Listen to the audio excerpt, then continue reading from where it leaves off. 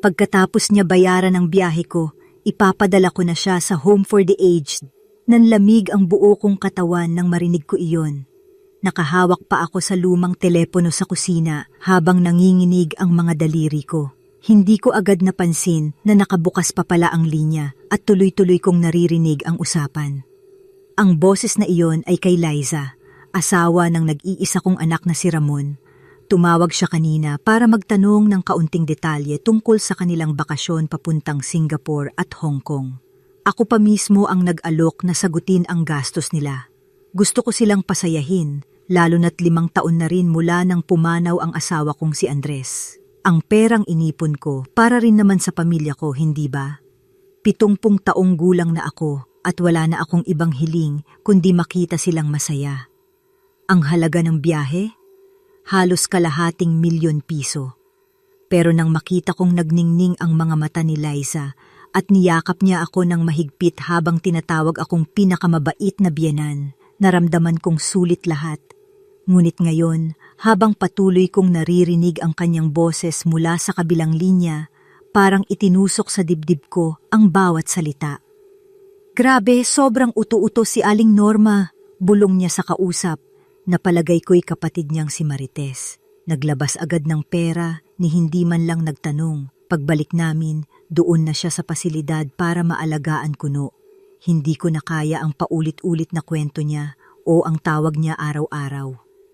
Nanginig ang tuhod ko. Hindi ito pagkukulang ng isip gaya ng sinasabi niya.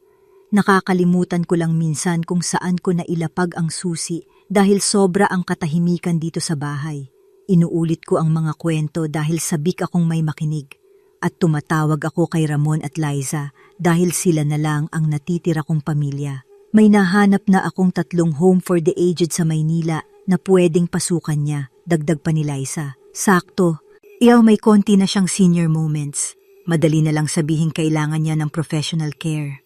Parang gumuho ang mundo ko. Ako, na naglaan ng 40 taon sa pagtatrabaho, nagtipid at nag-ipon para may maiiwan kay Ramon, ngayoy pinag-uusapan na para bang isang pabigat. At sa unang pagkakataon, imbes na sakit ang maramdaman ko, may kakaibang lamig na sumiksik sa dibdib ko. Hindi ako papayag. Napatigil ako sa pagkakatayo sa kusina. Ang araw na dati karaniwang liwanag lang mula sa bintana, ngayoy parang nanunuot na init na sinusunog ang balat ko. Ang mismong tahanan kung saan ko pinalaki si Ramon, ngayoy naging parang kulungan ng mga lihim na hindi ko dapat narinig. Narinig kong muling tumawa si Liza, malamig at mapanlait. Akala niya siguro, pasasalamatan pa natin siya habang buhay. Ang totoo, nakakabigat lang siya. Pera lang ang mahalaga. Napahawak ako sa dibdib ko, ramdam ang bigat ng bawat tibok. Naalala ko pa ang araw na inabot ko sa kanya ang tseke. Halos nanginginig ang kamay ko pero punong-puno ng saya. Noon, nakita ko siyang humalakhak, niyakap ako at tinawag akong nanay. Pero ngayon, bawat halakhak na iyon ay tila kasinungalingang binalot ng manipis na papel. Pagbalik namin, gagawan natin ng eksenang tipong magmumukhang para sa ikabubuti niya. Papipirmahin na lang natin siya ng mga papeles para mailipat ang kontrol ng pera. Tapos boom! Wala na siyang kawala, bulalas ni Liza. Namilog ang mga mata ko. Ako na nag-ipon ng dugot pawis bilang guro ng halos 40 taon, ngayoy pinagpaplanuhan na kung paano aalisin ang lahat ng pinaghirapan ko. Wala man lang pagdadalawang isip ni bahid ng malasakit. Bigla kong naalala si Andres, ang asawa kong laging nagsasabi, Norma, huwag kang masyadong magtitiwala. Ang pera, nakakapagbaligtad ng puso ng tao. Noon, tumatawa lang ako, iniisip na mabait si Liza at mahal ako ni Ramon. Pero ngayon, ramdam ko na ang katotohanan ng mga salita ni Andres. Umupo ako sa kahoy na upuan, nanginginig ang kamay at halos mabitawan ang telepono. Ang mga alaala ng mga Pasko at pista na sabay-sabay kaming masaya, ngayon ay parang mga aninong unti-unting nilalamon ng dilim. Lahat pala ng pag-aalaga, ng pagluluto ko ng paborito nilang adobo, ng pagbibigay ng mga alahas at gamit kay Liza, ay bahagi lang ng kanyang maingat na pakana. Norma, huwag ka nang mag-alala. Dagdag pa ni Liza sa kabilang linya. Kapag naipasok na siya roon, magpapasalamat pa siya. Akala niya para sa ikabubuti niya. Napapikit ako at ang sakit na kanina'y parang tinik sa lalamunan, unti-unting napalitan ng kakaibang tapang. Hindi nila alam kung sino talaga ang kaharap nila. Hindi nila alam na ang babaeng tinitingnan nilang mahina ay marunong ding lumaban. Sa mismong sandaling iyon, nagpasya ako. Hindi nila ako tatalunin. Kinabukasan, hindi ako halos nakatulog. Paulit-ulit na bumabalik sa isip ko ang bawat salitang narinig ko kay Liza. Ang tinig niya, puno ng pang-uuyam, ang tawa niya, parang punyal na paulit-ulit na tumatama sa dibdib ko. Pagbangon ko, napatingin ako sa luma naming aparador, kung saan nakasabit pa rin ang mga litrato ni Ramon noong bata siya. Ang inosenteng batang mahilig manghingi ng candy sa akin, ngayoy isang ama na rin, pero kasama sa plano para ipagtabuyan ako. Paano mo nagawa ito, anak? Bulong ko habang pinagmamasdan ang lumang litrato niya na nakasuot ng barong noong graduasyon sa elementarya. Noon, pinangarap ko lang na lumaking mabuting tao si Ramon kahit hindi mayaman. Pero ngayon, malinaw na ang tingin nila sa akin ay hindi isang ina, kundi isang bangko na maaari nilang buksan kapag gusto nila. Habang nagtitimpla ako ng kape, naririnig ko pa rin ang bawat salitang binitawan ni Liza kagabi. Pagbalik namin, ipapapirma na natin siya. Hindi niya malalaman na ang nilalagdaan niya ay pagbibigay ng kapangyarihan sa atin. Pinakiramdaman ko ang sarili ko. Totoo, minsan nakakalimot ako kung saan ko nailapag ang aking salamin o pitaka, pero hindi dahil lumalabo ang isip ko, kundi dahil masyadong tahimik ang bahay. Pagkatapos mamatay si Andres, parang nabingi ako sa katahimikan, kaya ako tumatawag sa kanila madalas. Hindi dahil pabigat ako, kundi dahil naghahanap ako ng kausap. Ngunit ngayon, ang bawat tawag, ang bawat paghingi ko ng tulong kay Ramon ay ginamit nilang ebidensya para palabasin na mahina na ako. Humigop ako ng kape at sa bawat lagok parang lumalakas ang loob ko. Hindi ko hahayaang tuluyang maagaw nila ang lahat ng pinaghirapan namin ni Andres. Hindi ako papayag na ang bahay na ito, na itinayo naming mag-asawa mula sa maliit na sahod ng pagiging guro at mekaniko, ay maging simpleng listahan lang sa kalkulasyon ni Liza. Kung akala nila'y madali akong isasantabi, nagkakamali sila. May naalala akong lumang card na nakatago pa sa kahon ng mga alahas. Isang abogado na tumulong sa amin noon sa testamento ni Andres. Habang pinipisil ko ang card na iyon, ramdam ko ang unti-unting pagbabalik ng lakas sa katawan ko. Kung laro ang gusto nila, laro ang makukuha nila. At sa pagkakataong ito, ako ang magdidikta ng mga patakaran.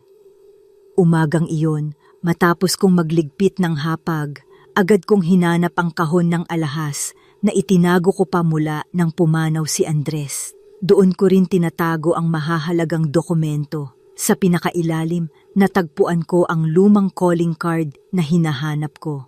Attorney Leticia Manalo, Estate Family Law. Siya ang abogadong nag-asikaso noon ng testamento ni Andres. Sabi niya noon, kung sakali mang may kailangan ka, huwag kang mahihiyang tumawag. At iyon nga ang ginawa ko. Nanginginig ang kamay ko habang dinadiyal ang numero. Ilang saglit lang, narinig ko ang pamilyar niyang tinig sa kabilang linya. Magandang umaga, Attorney Manalo po ito. Attorney, si Norma po ito. Awa ni Andres, naalala niyo pa po ba ako? Halos mahina akong tanong. Norma, oo naman. Kamusta ka na? Medyo matagal na rin tayong hindi nagkakausap. Tugon niya, may halong pag-aalala ang tono. Huminga ako ng malalim bago nagsalita. Attorney, kailangan ko po ng tulong. Urhente. Dinig ko ang bahagyang katahimikan sa kabilang linya. Ano bang nangyari? Tanong niya. Hindi ko na napigilan ang pagbuhos ng kwento. Ikinuwento ko ang narinig ko mula kay Liza, ang plano nila ni Ramon na ilipat ako sa home for the aged matapos kong gastusan ang bakasyon nila. Ang mga salitang uto-uto at magpapasalamat pa siya na parang lason na paulit-ulit na bumabalik sa isip ko. Tahimik si attorney habang nagsasalita ako. Ramdam kong isinusulat niya ang bawat detalye. Pagkatapos, marahan siyang sumagot, "Norma, una sa lahat, hindi ka nag-iisa. May mga legal na paraan para protektahan ang sarili mo laban sa ganitong klaseng abuso. Pero kailangan nating kumilos agad bago sila makabalik. Gagawin ko ang lahat, attorney. Ayokong maagaw nila ang pinaghirapan namin ni Andres. Magkita tayo bukas ng umaga. Dalhin mo ang lahat ng dokumentong hawak mo, titulo ng bahay, account statements, kahit anong resibo. Maghahanda tayo." Pagkababa ng telepono, pakiramdam ko ay gumaan ang dibdib ko. Parang unti-unti akong humihinga ng maluwag muli. Oo, may plano sila, pero ngayon ako rin ay may plano na. At sa unang pagkakataon, matapos ang maraming buwan ng pangungulila, nakaramdam ako ng kakaibang sigla. Hindi ako basta-basta pababagsakin ng sariling pamilya. Hindi nila alam kung anong klaseng laban ang sinimulan nila. Halos walang tulog ang buong magdamag. Sa bawat pagpikit ng aking mga mata, bumabalik ang tinig ni Liza, yung tawang malamig, yung salitang pagbalik namin ipapapirma na natin siya. Parang musika ng demonyo na paulit-ulit tumutugtog sa tenga ko. Kinabukasan, maaga akong nagbihis. Isinuot ko ang pinakamatinong bestida ko, yung kulay asul na regalo pa ni Andres noong anibersaryo namin. Gusto kong makita ni Attorney Manalo na buo pa rin ang isip ko, na kaya ko pang ipaglaban ang sarili ko.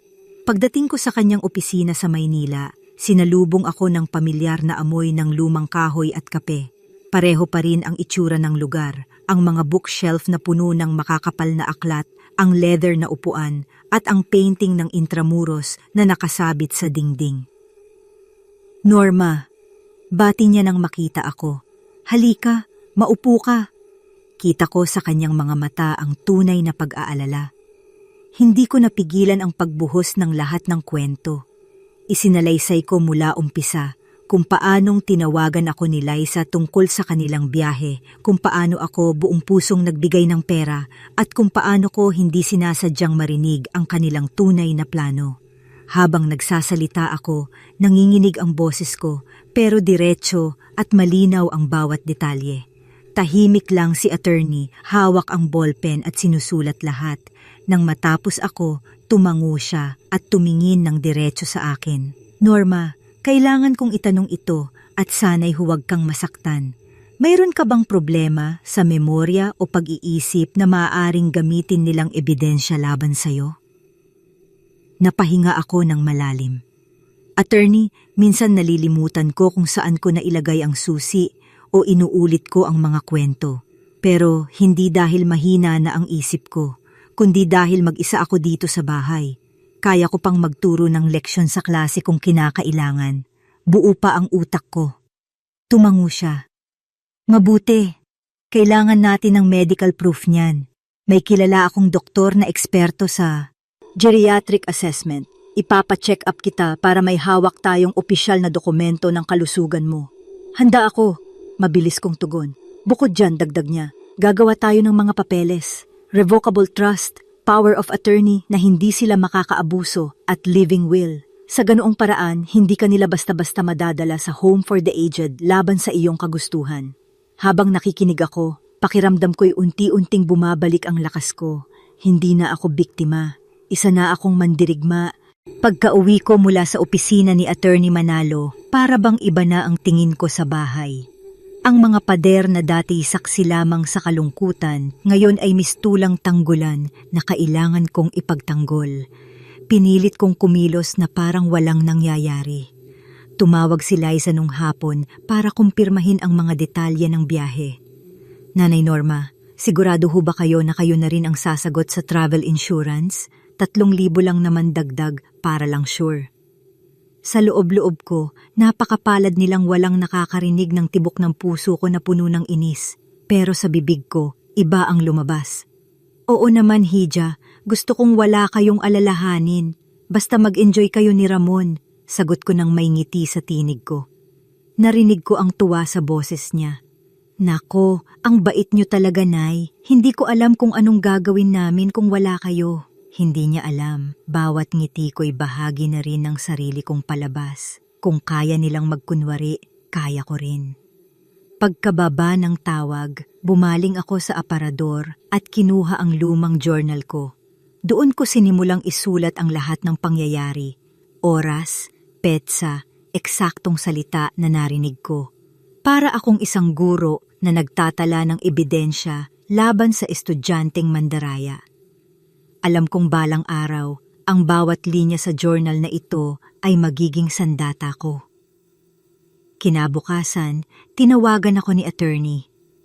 Norma, nakausap ko na si Dr. Soriano. Isa siya sa pinakamahusay pagdating sa mental at physical assessment ng mga senior. May slot ka sa Huwebes ng umaga. Maraming salamat, attorney, tugon ko habang mahigpit kong hawak ang telepono. Dumating ang Huwebes. Sa klinika, sinalubong ako ng amoy ng disinfectant at murang tugtog ng radyo. Si Dr. Soriano, maliit at mahinahon, ay nagsagawa ng iba't ibang pagsusuri, memory test, pagsusulat, pagbibilang, at tanong tungkol sa kasalukuyang balita. Matapos ang halos 2 oras, ngumiti siya. Aling Norma, malinaw pa ang isip niyo. Ang senyales ng demensya o kung ano pa mang kondisyon. Ibibigay ko sa inyo ang isang detalyadong report para hawak ninyo. Naluha ako sa tuwa. Sa unang pagkakataon, may opisyal na patunay akong hindi ako mahina. Hindi nila ako basta-basta maisasantabi. Sa paglabas ko ng klinika, ramdam kong mas matatag na ako kaysa kahapon. Parang muling bumalik ang sigla ng dating ako, ang Normang kayang lumaban para sa sarili. Pagkatapos ng check-up kay Dr. Soriano, diretso akong bumalik sa opisina ni Attorney Manalo. Hawak ko ang kumpletong medical report at pakiramdam ko'y parang may dalang kalasaglaban sa mga balak ni Liza at Ramon. Magaling, sabi ni Attorney habang maingat na sinusuri ang papel. Ito ang kailangan natin. Kapag tinangka nilang ipagpilitan na mahina na ang isip mo, may hawak tayong opisyal na ebidensya na buo ka pa. Huminga ako ng malalim. Salamat, attorney. Ngayon, ano na ang susunod na hakbang?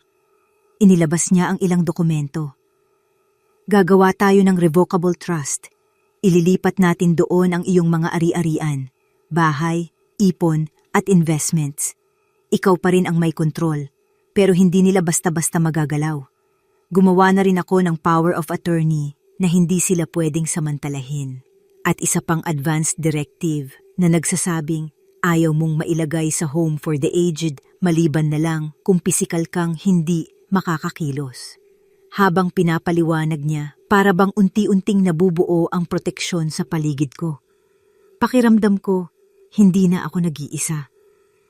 Gaano katagal bago matapos ang lahat ng ito? Tanong ko. Kung magsisimula tayo ngayon, tapos na lahat bago sila makabalik mula sa biyahe. May 2 linggo pa tayo. Tumango ako. Ayos, saktong-sakto. Kinagabihan, habang naglalakad ako sa loob ng bahay, napansin ko kung gaano ito katahimik. Pero ngayon, iba na ang pakiramdam ko. Hindi na ito ang nakakatakot na katahimikan na puno ng pangungulila. Isa na itong katahimikan ng paghahanda. Parang bagyong paparating na ako mismo ang nagdidirekta.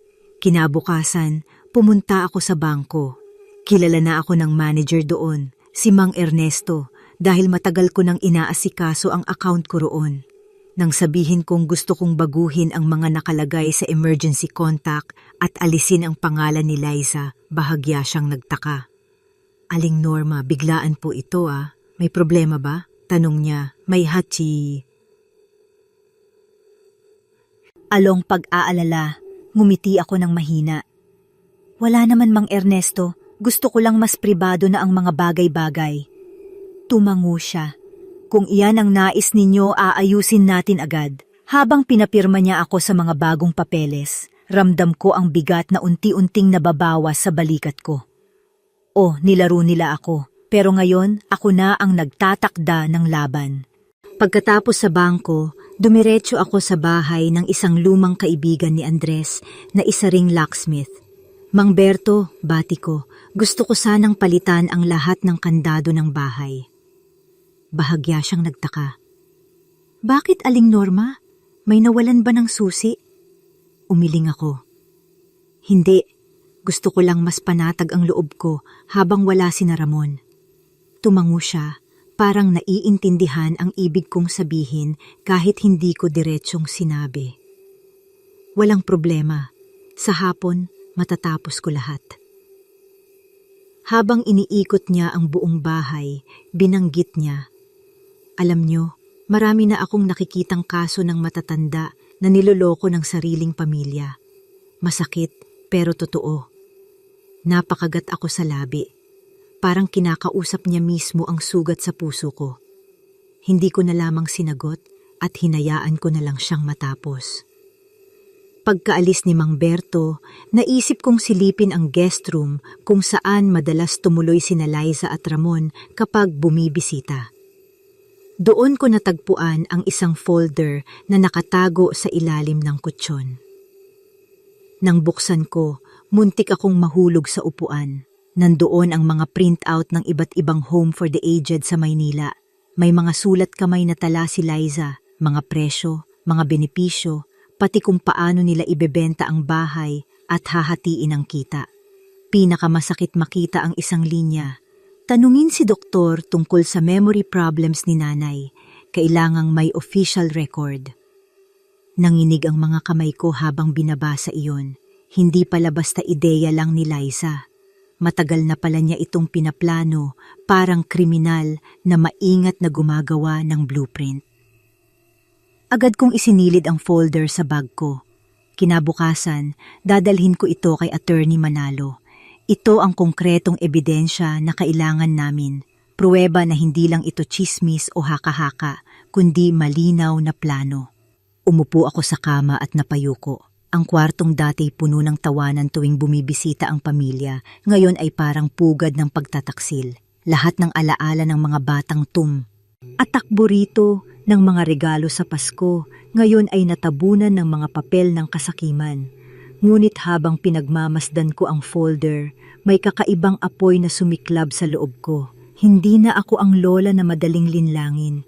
Hindi na ako ang biyenang laging nagbibigay kahit walang kapalit. Ngayon, ako ang magsusulat ng huling kabanata ng laban na ito. Kinabukasan, bitbit ko ang folder na natagpuan ko sa guest room, dumiretso ako sa opisina ni Attorney Manalo. Pagkaupo ko pa lang, agad kong inilabas ang makapal na envelope. Attorney, ito ang natagpuan ko, sabi ko habang nanginginig ang kamay ko. Maingat niyang binuksan ang mga papel at nagsimulang magbasa. Habang tumatagal, lalo kong nakikita ang pagkuyom ng kanyang kamao at ang paglalim ng guhit sa kanyang noo. Norma, seryoso niyang wika. Hindi na ito simpleng usapan lang. May malinaw na ebidensya tayo na matagal ng plano ito ni Liza. May mga notes pa tungkol sa presyo ng mga pasilidad at kung paano nila kukunin ang mga assets mo. Ito ay tinatawag naming premeditated exploitation. Napaupo ako ng tuwid. Ibig sabihin, may laban ako? Ngumiti siya ng marahan. Hindi lang laban, panalo ka kung aabot ito sa korte. Pero mas mainam na makumpleto natin ang lahat ng hakbang habang wala sila sa bansa. Kapag bumalik sila, wala na silang magagawa. Tumango ako. Huwag kayong mag-alala, attorney. Kahit anong pirma ang ipagawa nila sa akin, hindi na nila ako mauuto.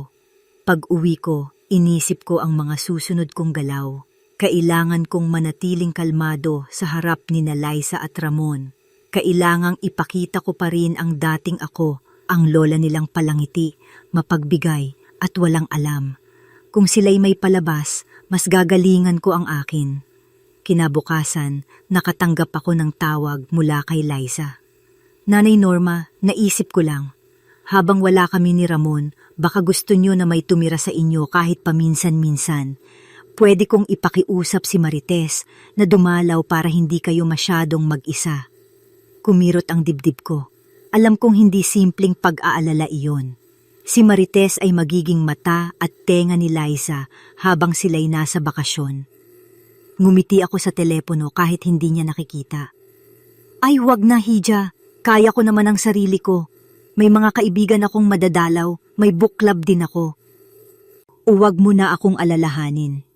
Kung ganoon po, tugon niya, ibibigay ko na lang kay Marites ang numero niyo, para kung sakali, madali kayong matawagan. Pagkababa ng tawag, nakaramdam ako ng matinding kaba. Oo, susubukan nilang bantayan pa rin ako kahit wala sila. Pero hindi nila alam na bawat galaw nila ay may kapalit. At sa pagkakataong ito, ako ang may hawak ng lahat ng baraha. Dumating ang Huwebes ng umaga at gaya ng inaasahan biglang kumatok si Marites sa aking pintuan. Bitbit niya ang isang Pyrex na may lamang ginataang bilo-bilo at isang ngiting halatang pilit. Aling Norma, kumusta po kayo? Nag-alala si Liza, baka daw nalulungkot kayo mag-isa, sabi niya, habang pasimpleng lumilinga sa paligid ng bahay. Napilitan akong ngumiti at pagbuksan siya. Ay Marites, napakabait mo naman at dinalhan pa ako ng kakanin. Halika, pasok ka. Umupo siya sa sala, pero halata kong hindi pagkain ang sadya niya. Ang mga mata niya, paikot-ikot, nakatingin sa mga litrato sa dingding, sa estante ng gamot, pati sa sobre ng kuryente sa lamesa. Ang ganda pa rin ng bahay niyo, Aling Norma, pero siguro mahirap na rin alagaan ang laki-laki para sa inyo lang, anya, habang ngumunguya ng kaunti sa dala niyang ginataan. Napangiti ako, pero sa loob-loob ko, ramdam ko ang tusok ng bawat salita. Alam kong inuumpisahan na niya ang script ni Liza. Paunti-unting itanim sa akin ang ideya na hindi ko na kaya. Hindi naman, sagot ko. Masaya ako dito. Dito lumaki si Ramon, dito ko kasama si Andres hanggang sa huli. Ang bahay na ito, parte na ng buhay ko. Tumango-tango siya, pero mabilis na lumipat sa ibang paksa. Alam mo, sabi ni Liza, minsan daw, nalilimutan mo kung saan mo na ilalagay ang mga gamit. Nakakakaba rin po iyon, baka isang araw, kalimutan niyo kung saan kayo nakatira. Ngumiti lang ako, kahit kumikirot ang dibdib ko. Marites, hindi ba normal naman sa lahat ng tao ang makalimot paminsan-minsan? Ikaw nga, ilang beses mo nang nakalimutan ang pitaka mo sa palengke. Biro ko, sabay tawa. Sandaling natigilan siya pero agad ding bumawi ng tawa. Kita ko sa mata niya, hindi niya nagustuhan ang balik ko. Pag-alis niya, agad akong nagsulat sa aking journal. Marites dumating, nagmasid sa bahay, nagbanggit ng memorya. Klaro, taga-ulat ni Liza. Kinabukasan, tumawag agagan ko kay attorney. Tama ang hinala ko, sabi ko. Sinusubukan nilang mag-ipon ng ebidensya laban sa akin. Magpatuloy ka lang sa pagdodokumento, sagot niya. At huwag kang magpapakita ng kahit anong kahinaan sa kanila. Tandaan mo, lahat ng kilos nila, mas mabigat ang ebidensya laban sa kanila. Pagkababa ng tawag, napangiti ako. Akala ni Liza at Marites, sila ang nakakaalam ng lahat. Hindi nila alam, ako ang tahimik na nagbibilang ng bawat galaw nila. 2 linggo ang lumipas na parang isang mahabang laro ng pagtatago. Habang nag-e-enjoy sina Liza at Ramon sa kanilang bakasyon, abala naman ako sa tahimik na paghahanda. Bawat araw, sinunod ko ang plano ni Attorney Manalo. Una, tinanggal ko ang pangalan ni Liza bilang beneficiary sa ilan kong account. Pangalawa, inilipat ko ang ilan kong ipon at investment sa trust fund na hindi nila basta-basta mahahawakan. Pangatlo, siniguro kong ang titulo ng bahay ay malinaw na nasa pangalan ko lamang at may kasamang kondisyon na hindi ito pwedeng ibenta o ilipat kung wala ang pirma ko. Habang ginagawa ko ang lahat ng ito, kailangan kong manatiling kalmado sa harap ng mga mata ni Marites. Dumadalaw siya minsan, nagdadala ng kung ano-anong ulam, pero alam kong hindi iyon para sa akin. Para iyon sa mga ulat na ibabalik niya kay Liza. Aling Norma, sabi niya minsan, ang dami niyo palang gamot sa kabinet. Hindi ba mahirap alalahanin kung alin ang iinumin sa umaga at sa gabi? Ngumiti ako. Madali lang naman, may listahan ako dito. sabay pakita ng maayos na schedule na sinulat ko sa malaking papel. Kita ko sa mukha niya, parang nabigo siyang makakuha ng butas. Isang gabi, habang mag-isa akong nakaupo sa sala, binuksan ko muli ang folder na nakuha ko sa guest room. Tiningnan ko ang sulat kamay ni Liza, mga kalkulasyon, plano at mga pasilidad na gusto niyang lipatan ko. Sa bawat pahina, parang naririnig ko ang boses niya. Uto-uto, pabigat, pera lang ang halaga. Pero imbes na masaktan, lalo lang akong tumibay. Iniisip ko, kung hindi ko nadiskubre ang folder na ito, baka matagal na nila akong nailagay sa kulungan ng mga matatanda. Sa araw ng kanilang pagbabalik, tumawag si Ramon. Nanay, nandito na kami sa airport. Grabe ang saya ng bakasyon. Mamaya, dadaan kami dyan para magdala ng pasalubong. Pinilit kong gawing masigla ang boses ko. Ay naku anak, welcome home, excited na akong makita ang mga pasalubong nyo. Pagkababa ng tawag, huminga ako ng malalim. Alam kong darating na ang sandali ng kanilang pagtatangka. Ipapakita nila ang kanilang tinatawag na magandang plano para sa aking kinabukasan. Ang hindi nila alam, bago pa nila masimulan ang kanilang laro, matagal ko nang nailatag ang aking depensa. At sa unang pagkakataon, hindi ako natatakot sa kanilang pagbabalik. Dumating sina Ramon at Liza ng hapon, parehong nakangiti at halatang preskong-presko mula sa kanilang bakasyon. May dala silang 2 malaking maleta at isang paper bag na may lamang pasalubong. Nanay!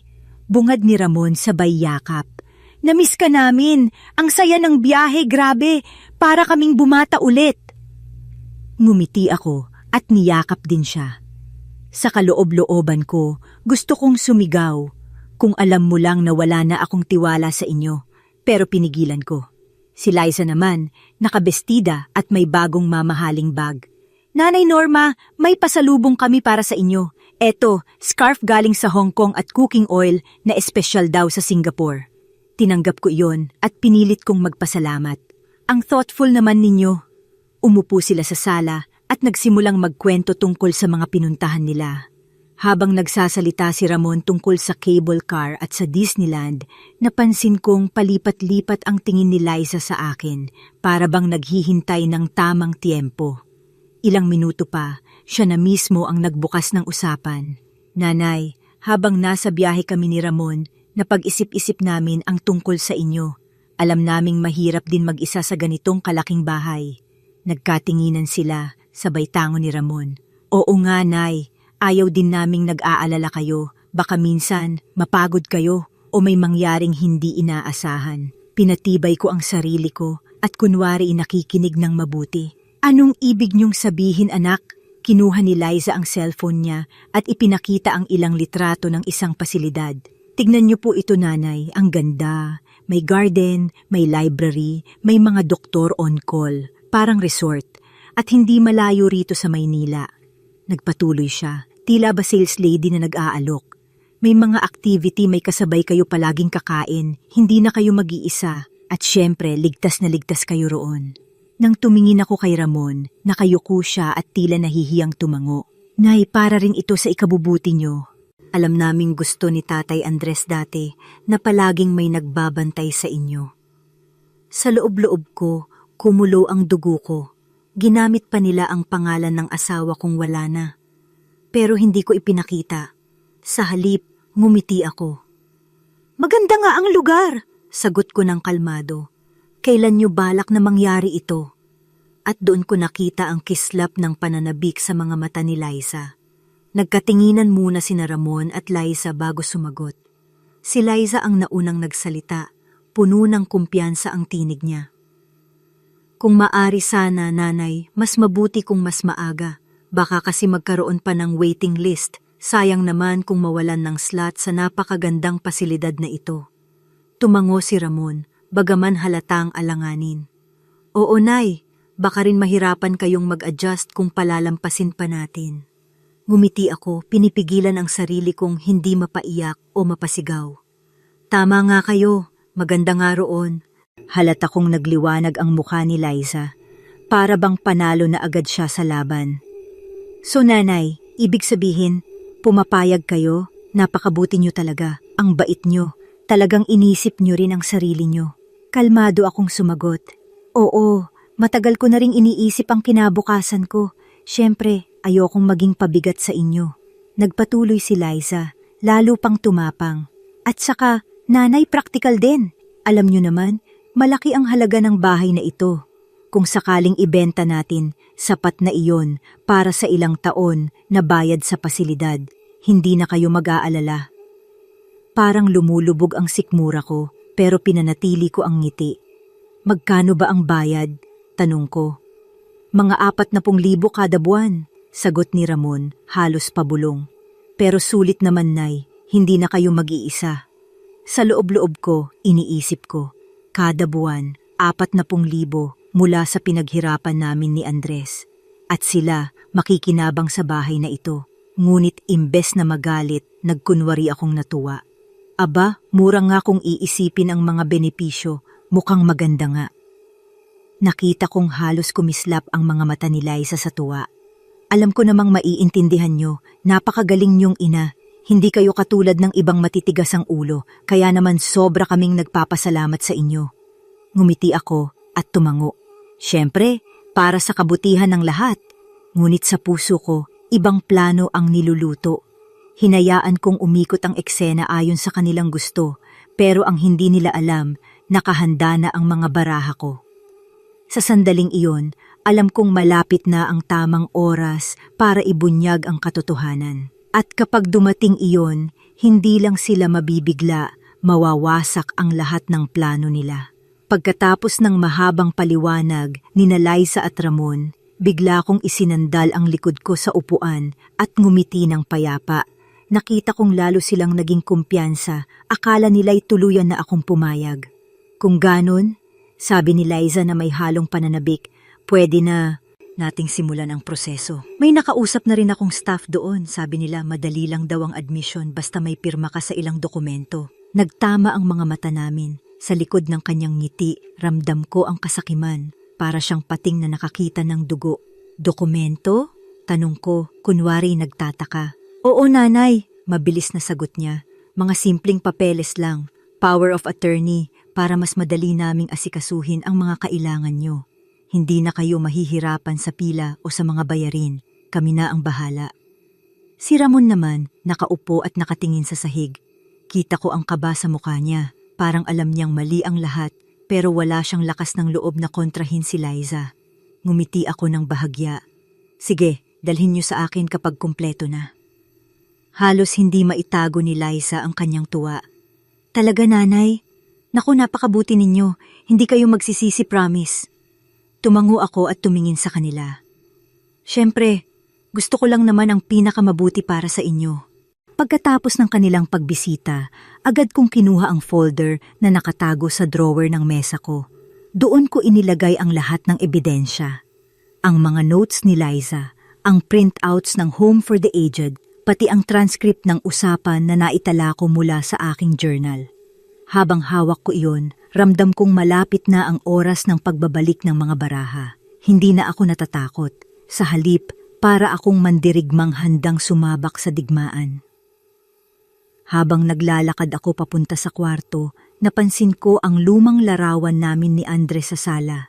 Nakabarong siya, nakangiti habang hawak ang aking balikat. Parang naririnig ko ang kanyang boses. Norma, huwag kang uurong, ipaglaban mo ang pinaghirapan natin. At doon ko pinangako sa sarili ko, sa tamang sandali, ibubunyag ko ang lahat. Hindi lang para sa akin, kundi para rin sa alaala ng asawa kong naghirap kasama ko. Kung akala ni Liza at Ramon, madali nilang makukuha ang lahat. Hindi nila alam, isang matinding ganti ang naghihintay sa kanila. Ilang araw ang lumipas, nagsimula na akong makaramdam ng kakaibang tensyon sa loob ng bahay. Tuwing dumadalaw sina Liza at Ramon, laging may dala silang envelope o folder. Alam kong iyon na ang mga dokumentong gusto nilang ipapirma sa akin. Isang hapon, dumating sila na may dalang cake. Nanay, sabi ni Liza habang inilalapag ang kahon sa mesa. Para sa inyo, pasalubong mula sa bagong bukas na bake shop sa Makati. Pero alam kong hindi iyon simpleng pagdalaw. Halata sa mata ni Liza na may mas mahalagang pakay. At hindi nga ako nagkamali. Habang kumakain kami, bigla niyang inilabas ang isang makapal na folder. Nanay, eto na po yung sinasabi kong mga papeles. Simple lang naman, para sa inyong kapakanan din. Kapag pinirmahan niyo ito, kami na ang bahala sa lahat ng gastusin, schedule at iba pa. Hindi na kayo ma-stress. Dahan-dahan kong tiningnan ang folder. Sa unang pahina pa lang, nabasa ko ang mga litang General Power of Attorney. Alam ko agad, kapag pinirmahan ko ito, wala na akong kontrol sa sarili kong buhay, pera at ari-arian. Ngumiti ako, pinilit kong gawing kalmado ang boses ko. Ay anak, hindi ba't mas maganda kung basahin ko muna ng mabuti? Alam mo namang medyo mabagal na akong magbasa. Tumawa si Liza, pilit na magaan ang tono. Siyempre nanay, basahin nyo, pero wala naman talagang dapat ipag-alala. Para sa kabutihan nyo rin ito. Si Ramon naman ay tahimik lang, pero nahuli kong nakatingin sa akin para bang may gustong sabihin. Salamat anak, sagot ko. Gusto ko lang siguraduhin na hindi ako maguguluhan. Bumuntong hininga si Liza, pero ngumiti pa rin. Walang problema. Pero sana bago matapos ang linggo, maayos na ito para makapagsimula na tayo. Pagkaalis nila, agad kong itinago ang folder. Hindi ko pinirmahan syempre. Sa halip, kinunan ko ito ng litrato gamit ang aking lumang cellphone at ipinadala kay Attorney Manalo. Makalipas ang ilang minuto, tumawag siya. Norma, mabuti at hindi ka pumirma. Kapag pumayag ka sa dokumentong ito, automatic silang may hawak ng lahat. Huwag na huwag kang magpapadala sa kahit anong pangungulit. Hindi attorney, matatag kong sagot. Hindi ako bibigay. Ngayon, mas malinaw na sa akin ang laro nila. At sa puso ko, alam kong mas malapit na ang oras ng pagbabalik ng lahat ng kanilang kasinungalingan sa kanila mismo. Kinabukasan, muling dumating si Liza, mag-isa lang siya ngayon. Nakaayos ng todo, parang may lakad na formal pagkatapos. Bitbit niya ulit ang folder at agad kong naramdaman ang bigat ng hangarin niya. Nanay, malumanay niyang bungad. Naisip ko, mas mabuti kung ngayon na lang natin tapusin ang lahat. Hindi na kayo mahihirapan sa mga papel. Isang pirma lang, tapos na. Ngumiti ako, kunwari inag-aalangan. Liza, gusto ko lang siguruhin na tama ang pipirmahan ko. Ayokong magkamali. Lumapit siya sa akin at hinawakan ang kamay ko. Nanay, hindi niyo ba ako pinagkakatiwalaan? Ako na ang bahala sa lahat. Wala kayong dapat ikatakot. Parang apoy ang bawat salita niya. Sinusubukang sunugin ang natitirang pagtitiwala ko, pero matatag akong ngumiti. Siyempre pinagkakatiwalaan kita, Hija. Pero hindi ba mas maganda kung may abogado ring titingin? Para siguradong tama lahat. Nakita kong sumikip ang kanyang mga mata. Abogado? Bakit pa? Sayang lang ang pera. Kami na ang bahala, nanay. Liza, mahinahon kong sagot. Si Andres at ako, palaging dumadaan sa abogado kapag may importanteng papel. Hindi ba't mas ligtas kung ganoon? Halos hindi maitago ni Liza ang pagkainis. Kita ko sa pagpisil niya sa folder, halos mabutas na ang gilid nito. Kung iyan po ang gusto nyo, sige. Pero sana, huwag na nating patagalin pa. Nang makaalis siya, agad kong tinawagan si Attorney Manalo at ikinuwento ang buong pag-uusap. Attorney, ramdam ko ang desperasyon niya. Parang hindi siya titigil hanggat hindi ako pumipirma. Norma, sagot niya, malapit na tayong matapos. Hinahanda ko na ang counter documents. At kapag sinubukan ka pa nilang pilitin, may laban tayong matibay. Pagkababa ng tawag, naupo ako sa sala at tumitig sa lumang orasan sa dingding.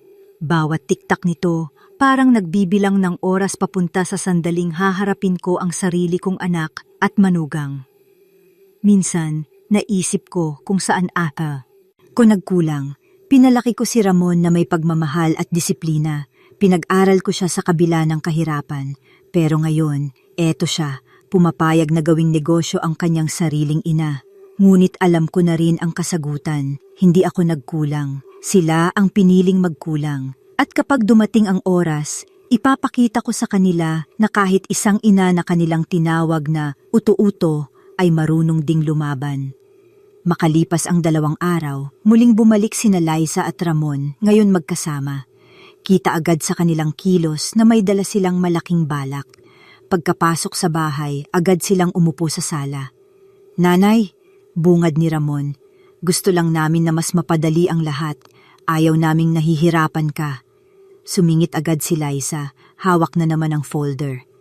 "Tama si Ramon, heto na po ang final documents. Kung pipirmahan nyo ngayon, bukas pwede na kayong lumipat sa pasilidad. May na-reserve na akong kwarto para sa inyo. Para akong pinagsakluban ng langit at lupa sa loob-loob ko, pero hindi ko ipinakita. Imbes ngumiti ako ng payapa. "Napakabilis naman, Hija. Akala ko ba may proseso pa?" "Wala nang problema, nanay," mabilis niyang sagot. "Ako na ang nag-asikaso. Isang pirma lang, tapos na lahat." Tumingin ako kay Ramon. Halata ang bigat sa kanyang mukha, pero mahina lang siyang tumango. Kita ko sa kanyang mga mata na tila may bahid ng pagsisisi, pero nananatili siyang tahimik. Kinuha ko ang folder at dahan-dahang binuklat. "Sige," sabi ko, "pero gusto kong magbasa ng malakas para maintindihan ko." Nataranta si Liza. "Hindi na kailangan, nanay. Mahaba yan at nakakaantok. Kami na ang bahala." Ngumiti ako at tumingin ng diretso sa kanya. "Pero hindi ba mas maganda kung malinaw sa akin ang lahat? Hindi ba't yun ang tama?" Napakagat siya sa labi, pero tumango rin. "Sige po." Habang binabasa ko ng malakas ang unang bahagi, "I, the undersigned, hereby grant full authority." Biglang bumukas ang pinto. Pumasok si Attorney Manalo, kasama si Mang Berto at isa pang lalaki na may hawak na kamera. "Magandang hapon," sabi ni Attorney, malamig ang tinig. "Narito ako bilang legal counsel ni Aling Norma at may dokumentado kaming ebidensya sa pagtatangka niyong manipulahin siya." Parang binuhusan ng malamig na tubig sina Liza at Ramon. Namutla ang mukha ni Liza habang si Ramon ay napatingin sa sahig. "Anong ibig sabihin nito?" Sigaw ni Liza, pilit na pinipigilan ang panginginig ng boses. Tahimik lang akong nakaupo, hawak pa rin ang folder. Ngumiti ako ng mariin. "Ibig sabihin, anak, hindi ako basta-basta na lang mauuto. At lahat ng plano ninyo, alam ko na." Sa sandaling iyon, naramdaman kong unti-unting bumaligtad ang laro. Nagkatinginan sina Liza at Ramon, parehong halata ang pagkabigla. Si Liza agad tumayo at tinuro si Attorney Manalo. "Wala kayong karapatan pumasok dito nang walang paalam. At saka, nanay ko ito. Kami ang may karapatan magdesisyon para sa kanya." Umiling si Attorney, malamig ang tinig. "Hindi, senyora. Ang may karapatan lang para kay Aling Norma ay siya mismo. At ayon sa batas, buo ang kanyang kapasidad na magdesisyon. May medical report kami na nagpapatunay dyan. At ngayon, may hawak kaming ebidensya ng inyong tangkang panlilinlang." Pinakita ng kasama niyang lalaki ang kamera na nakatutok sa folder. "Na-record po ang lahat ng Nabinyo." Namutla si Liza. Halos hindi siya makapagsalita. Si Ramon naman napaupo at napahawak sa ulo. "Liza," mahina niyang wika, "sabi ko sa'yo, mali ito." "Tumahimik ka," singhal ni Liza, ngunit halata ang panginginig ng kanyang boses. Dahan-dahan akong tumayo at humarap sa kanila. "Mga anak, akala nyo ba hindi ko alam ang lahat? Narinig ko na ang plano nyo bago pa kayo umalis ng bansa. Nakita ko ang folder na iniwan nyo sa kwarto. At lahat ng ginagawa nyo isinulat ko sa journal." Hindi makatingin si Ramon sa akin. Si Liza naman, pilit na nakangiti, pero bakas ang pagkabagsak ng kanyang tiwala. "Nanay, mali ang iniisip nyo. Para lang sa inyo ang lahat ng ito. Nag-aalala kami." Umiling ako. "Kung totoong nag-aalala kayo, hindi nyo gagawing negosyo ang pagtanda ko. Hindi nyo ibebenta ang bahay na pinaghirapan ng tatay nyo. Hindi nyo ako ipapasa sa mga estranghero na parang wala akong halaga." Tumayo si Attorney at inilapag ang mga dokumentong inihanda niya. "Aling Norma, narito ang mga papeles ng inyong trust at living will. Lahat ng ari-arian ninyo ligtas na mula sa kanila. At kung ipipilit pa nila, pwede tayong magharap sa korte. Kinuha ko ang ballpen at lumagda sa harap mismo ni Liza at Ramon. Habang pinipirmahan ko, nakita ko ang pamumutla ni Liza, parang unti-unting nadudurog ang kanyang mga pangarap. Pagkatapos kong pumirma, isinara ko ang folder at tumingin sa kanila. Hindi ako pabigat, hindi ako uto-uto, ako ang nanay ninyo. At hindi ko hahayaang apak-apakan ninyo ang pangalan ko at alaala ng tatay nyo. Tahimik ang buong sala, tanging tiktak ng lumang orasan ang naririnig. Matapos ang mahabang katahimikan, si Ramon ang unang nagsalita. Mahina ang kanyang tinig, tila galing sa taong wasak ang loob. Nanay, patawarin niyo ako.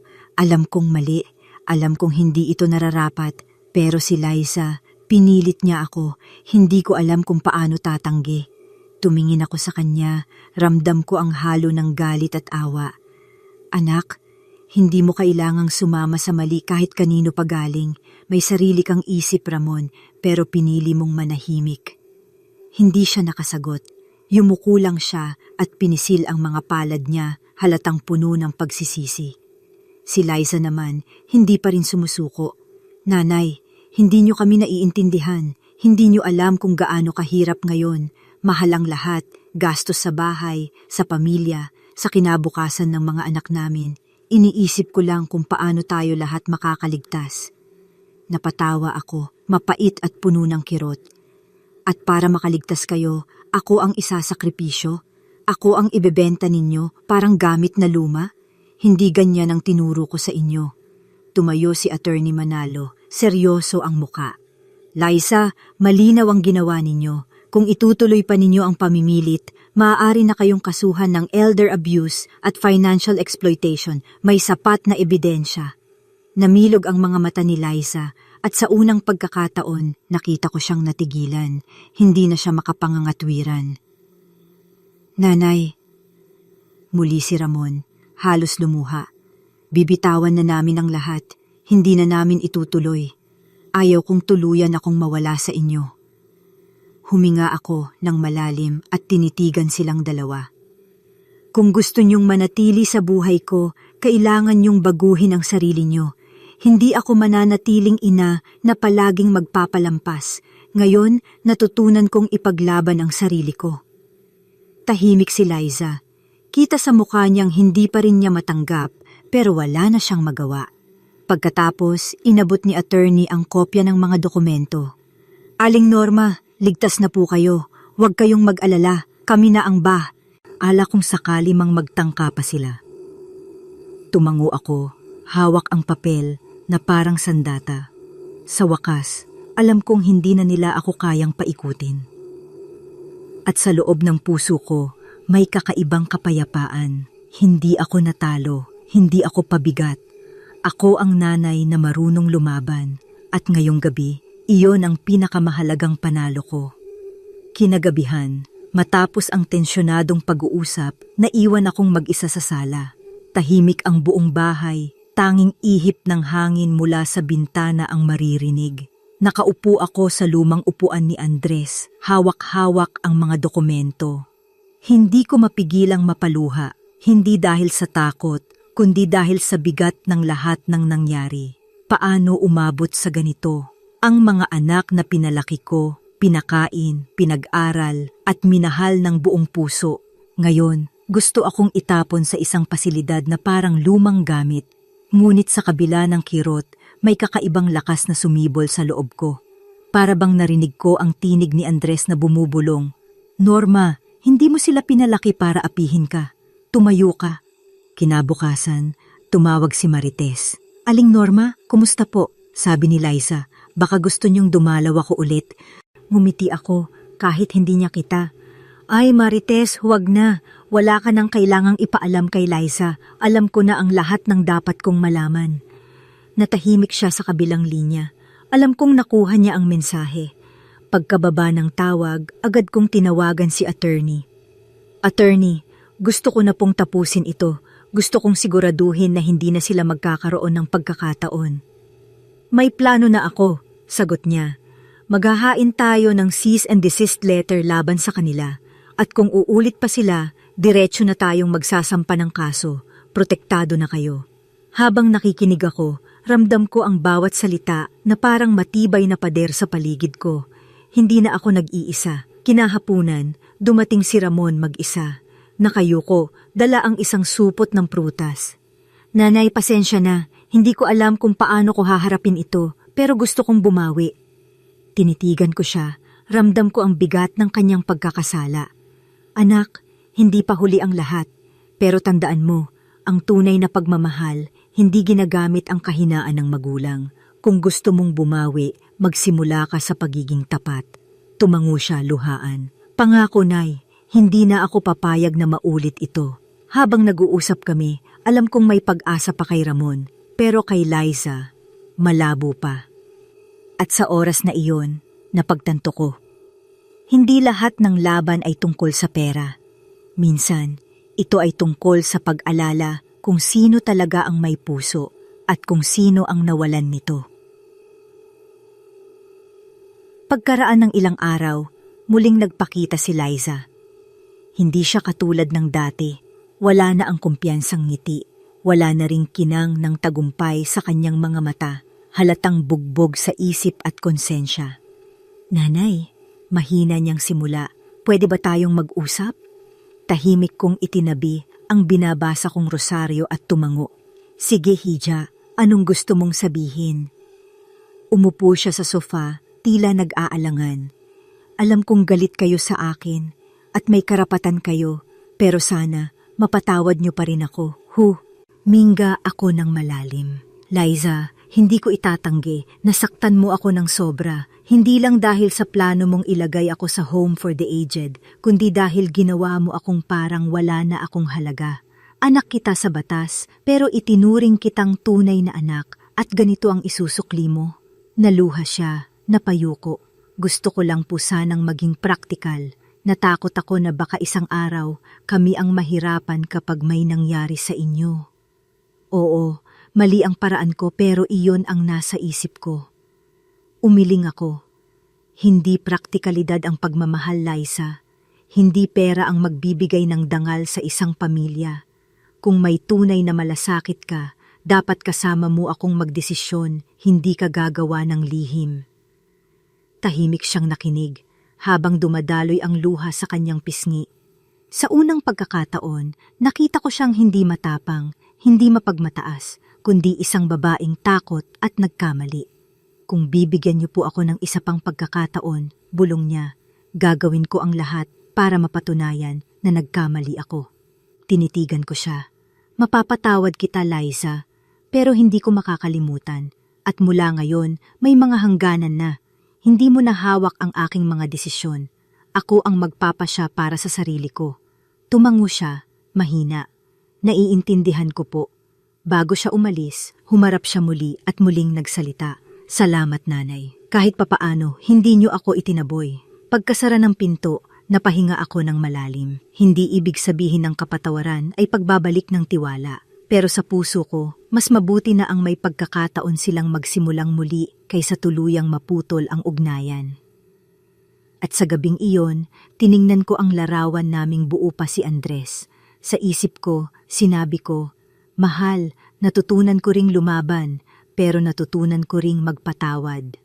Makalipas ang isang linggo, unti-unti nang bumabalik sa normal ang mga araw ko. Wala nang bigla ang pagbisita ni Marites, wala nang folder na ipinapapirma, at higit sa lahat, wala nang pakiramdam na para akong hinahabol sa sarili kong tahanan. Isang umaga, nakatanggap ako ng tawag mula sa barangay. Aling Norma, sabi ng sekretarya, hinihiling po ni na Ramon at Liza na makipagkita sa inyo dito. Gusto raw nilang ayusin ang lahat ng formal.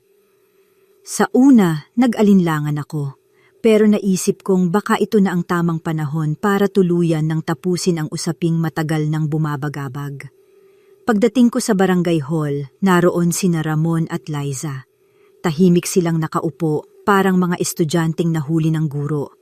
Katabi ko si Attorney Manalo bilang saksi. Aling Norma, panimula ng kapitan, Narito tayo para malinawan ang lahat. Nais ng inyong anak at manugang na humingi ng tawad at ipangako na hindi na mauulit ang nangyari. Tumayo si Ramon, halatang nanginginig. Nanay, buong puso po akong humihingi ng tawad. Hindi ko kayo ipinaglaban at iyon ang pinakamalaking kasalanan ko. Hinding-hindi ko na uulitin. Sumunod si Liza. Nanay, alam kong mahirap nang ibalik ang tiwala, pero kahit papaano, sana mabigyan niyo pa ako ng pagkakataong maging mabuting manugang. Tahimik akong tumingin sa kanila, tapos sa kapitan at sa huli kay attorney. Sa loob-loob ko, ramdam kong totoo ang pagsisisi ni Ramon, pero kay Liza, parang kalahati lang ng puso niya ang nagsasalita. Kapitan, wika ko. Wala akong nais na gantihan sila, pero gusto kong malinaw ito. Mula ngayon, ako ang magdedesisyon para sa sarili ko. Wala silang karapatan sa aking pera, ari-arian o sa aking kinabukasan. At kung uulitin nila, handa akong lumaban. Tumango ang kapitan. Naitala po iyan. May kasulatan na rin na pipirmahan nila bilang pangako. Napilitan sina Ramon at Liza na pumirma sa dokumento ng barangay. Habang ginagawa nila iyon, ramdam ko ang bigat na unti-unting nababawas sa aking balikat. Paglabas namin ng hall, tinapik ako ni attorney sa balikat. Tapos na, Aling Norma. Ligtas na kayo. Ngumiti ako kahit may luha sa aking mga mata. Oo, tapos na ang laban at sa wakas, panalo ako. Pagbalik ko sa bahay mula sa barangay hall, tahimik akong naupo sa harap ng altar na nakatayo pa rin sa sulok ng sala. Doon nakalagay ang lumang larawan naming mag-asawa noong kasal namin ni Andres, kasama ang maliit na krus at kandilang laging nakasindi tuwing gabi. Pinikit ko ang mga mata at nagdasal. Panginoon, salamat at hindi niyo ako pinabayaan. Salamat sa lakas na binigay niyo para ipaglaban ko ang sarili ko. Sa puso ko, alam kong kung wala ang gabay ni Andres at ang tulong ng Diyos, matagal na sana akong bumigay. Kinabukasan dumating si Ramon, dala ang ilang supot ng gulay at prutas. Tahimik siyang pumasok at inilapag iyon sa kusina. Nanay, gusto ko lang makatulong kahit kaunti. Hindi ko kayang burahin ang nangyari, pero gusto kong ipakita na seryoso ako sa pagbabago. Ngumiti ako at hinawakan ang balikat niya. Anak, hindi madaling ibalik ang tiwala, pero bawat araw na ipinapakita mong tapat ka, unti-unti nating maaayos ang lahat. Nakita kong napaluha siya. Salamat, Nay. Pangako hindi ko na kayo ipagpapalit sa kahit anong kaginhawaan. Ngunit si Liza, ilang araw na ring hindi nagpapakita. Wala akong tawag na natanggap mula sa kanya. Wala ring balitang ipinadala. Sa isang banda, mas magaan iyon para sa akin. Pero sa kabilang banda, alam kong mahirap din para kay Ramon ang pagkakalamig ng relasyon nilang mag-ina. Isang gabi, habang nakaupo ako sa balkonahe, may nadaanang mga kapitbahay. Narinig ko silang nagbubulungan. Ay, si Aling Norma, muntik na palang ipagtabuyan ng sariling anak. Buti na lang matibay siya. Hindi ko na ikinahiya. Oo, totoo iyon. Pero sa halip na ikahiya, itinuring kong paalala. Paalala na kahit ang mga ina, kahit gaano kalambot ang puso, ay may karapatang lumaban para sa sarili. Dumating ang Sabado at nagsimba ako. Pagkatapos ng misa, lumapit sa akin si Father Gabriel. Aling Norma, balita ko marami kayong pinagdaanan. Pero kita ko ngayon, mas matibay na kayo kaysa dati. Ngumiti ako at sagot ko, Father, minsan pala, ang mga sugat ang nagiging lakas natin. Habang umuuwi ako, ramdam ko ang bagong simula. Oo, may sugat pa rin. Pero sa bawat hakbang, alam kong hindi na ako matatakot. Makalipas ang ilang linggo, unti-unting nagbago ang takbo ng aking araw. Naging mas maaliwalas ang bahay. Hindi na ito puno ng kaba o pagtatago ng mga sikreto. Bumabalik na rin ang dati kong sigla. Muling namulaklak ang aking mga halaman. Muling napuno ng halakhak ang kusina tuwing may bumibisita mula sa kapitbahay. Isang araw, dumating si Ramon kasama ang dalawa niyang anak. May dala silang pansit at suman mula sa palengke. "Nanay, gusto naming kumain dito," sabi ng mga bata. "Miss na nila ang luto ninyo." Napangiti ako at agad silang pinapasok. Habang kumakain kami, nakita ko sa mga mata ng aking mga apo ang tunay na kaligayahan. Wala silang alam sa nangyaring kaguluhan at mas mabuti na iyon. Para sa kanila, ako pa rin ang lola na laging may kwento at laging may tinatagong kendi sa aparador. "Lola, ruan mo ulit kami gumawa ng suman," sigaw ng bunso. Tumawa ako. "Sige, pero kayo ang magbabalot ng dahon ng saging. Ako na lang sa pagluto."